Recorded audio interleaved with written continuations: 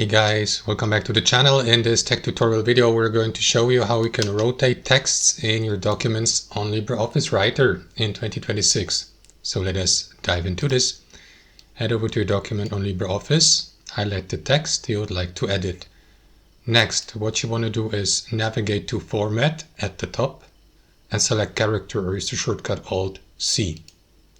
Here in that menu, what you want to do is switch to the Position tab on the left-hand side. And here you may adjust the rotation. For example, you may choose between 0, 90 and 27 degrees.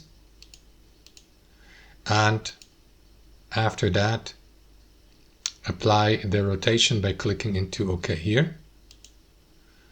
And that is going to position or make the text basically a vertical text like this. So that's how you rotate texts on LibreOffice Writer. Thanks for watching. Hope you enjoyed it, got somebody from it, and we'll catch you later.